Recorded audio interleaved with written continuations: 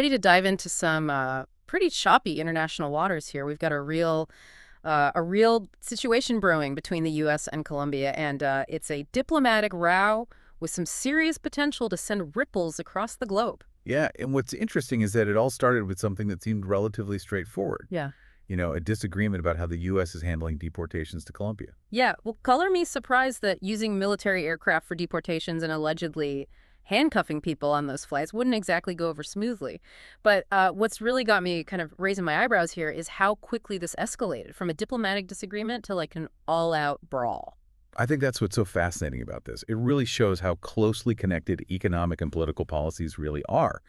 Within just a few days of Colombia, turning away those military flights, the Trump administration just throws this whole arsenal of retaliatory measures at them. We're talking tariffs, travel bans, visa restrictions, the whole nine yards. Okay, so hold on. Let's unpack this a little bit. I think it's easy to get lost in all the jargon. What do these retaliatory measures actually look like, and who are they going to hit the hardest? Well, first up, you've got a 25% tariff slapped on all Colombian imports coming into the U.S. And to make things even more clear, the tariff jumps to a massive 50% within a week. Think about things like your morning coffee, those beautiful Colombian flowers you see at the market, even the gas you put in your car. Colombia plays a big role in a lot of those supply chains, and these tariffs are going to have an impact.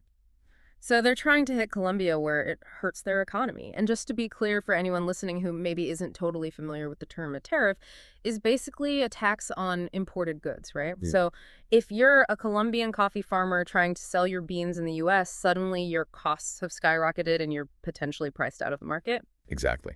And that's why these tariffs can be so damaging, especially for those 500,000 Colombian families whose livelihoods depend on the coffee industry. But it goes beyond just coffee.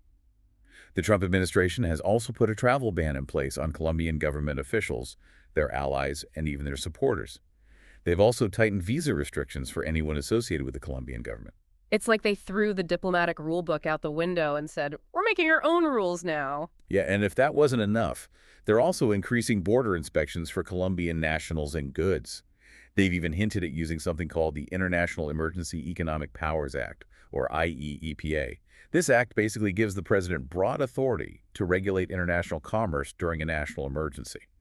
So it's a pretty big sign that they're willing to use any tool at their disposal. Wow, that's a quick escalation. So with all of this pressure mounting, how is Colombia responding to this, shall we say, assertive approach? Well, President Petro didn't just sit back and take it. He fired back his own round of tariffs, mirroring that 25% hit on U.S. goods coming into Colombia. And being a man of the people, he took to Twitter to make his complaints known. He directly criticized the U.S. approach, particularly the use of handcuffs on deportees. He even offered up his own presidential plane to bring back those affected by the deportation flights. That's quite a gesture, offering up his own plane. It's like he's trying to position himself as this compassionate leader in this whole thing. But it also highlights that this isn't just a political game. There are real people caught in the middle of all this. So let's rewind a bit and try to understand what caused this boiling point. Why the sudden shift to using military aircraft for these deportations? What's the strategy? Well, this actually isn't specific to Colombia.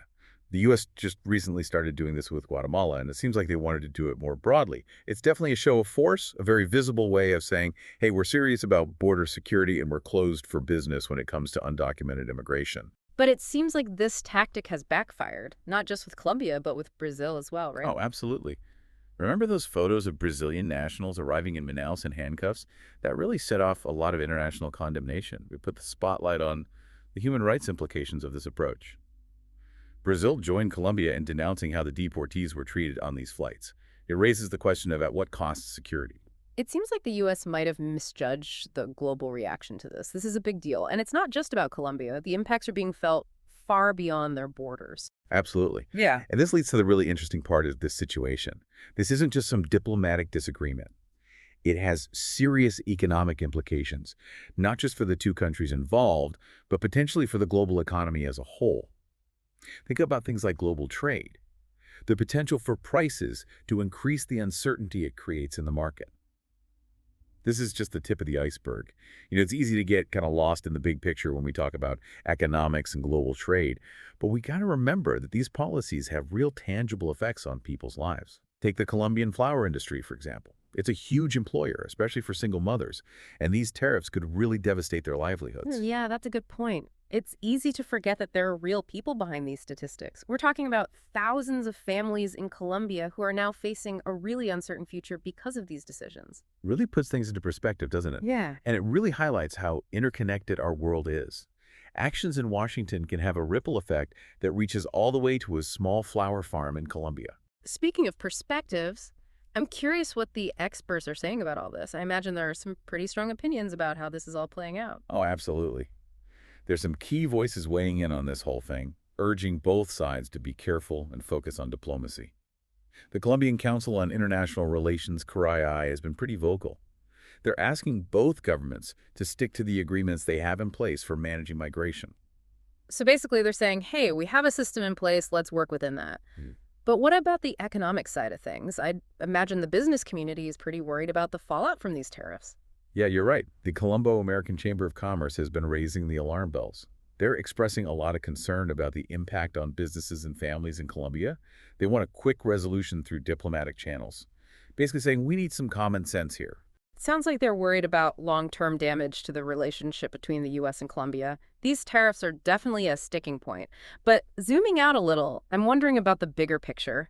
What does this tell us about what's happening in the world? Is this just a temporary thing, or are we seeing a change in the balance of power? That's the big question, isn't it? And I think it's important to think about this dispute in the context of other trends in geopolitics. We're seeing new power blocks emerge, like the BRICS plus nations, Brazil, Russia, India, China, South Africa, and a few others.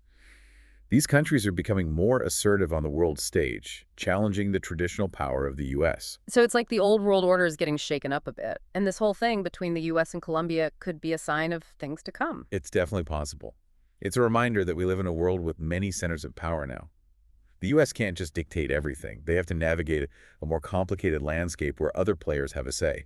And that makes this whole thing even more interesting, because it's not just about tariffs and trade. It's about who will lead the world in the 21st century and how these changing relationships will shape the world we live in. Exactly.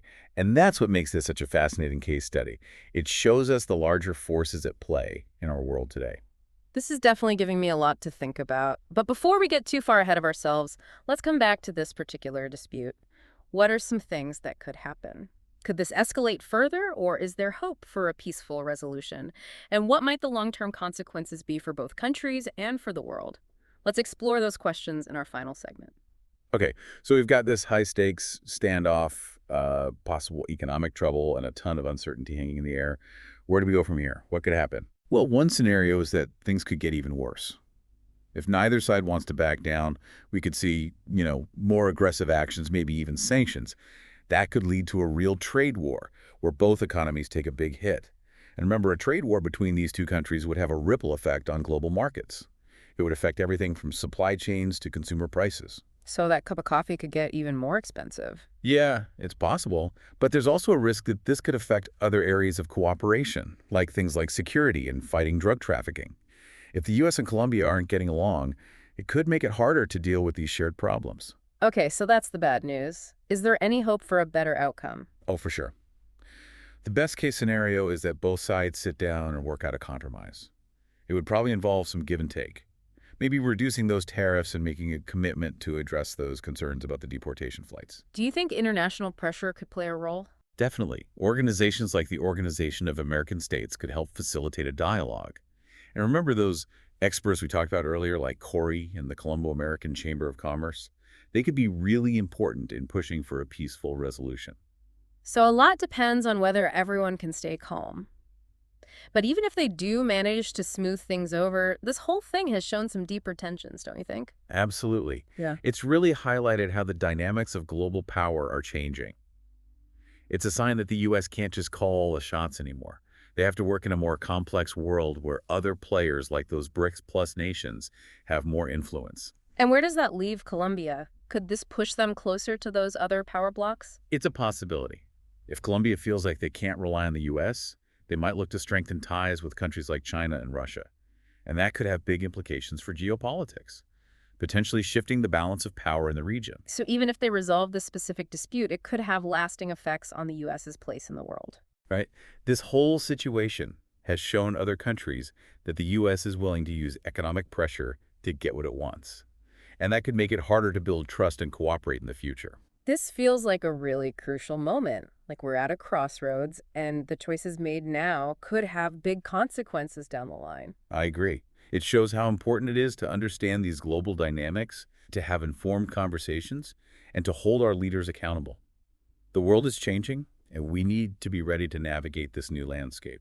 Well, this deep dive has definitely given me and hopefully all of our listeners a lot to consider. We've gone through the complexities of what seemed like an isolated event and seen how it connects to bigger issues like shifts in global power, economic interdependence, and the impact of political decisions on people's lives. It reminds us that we're all connected even in ways we might not realize.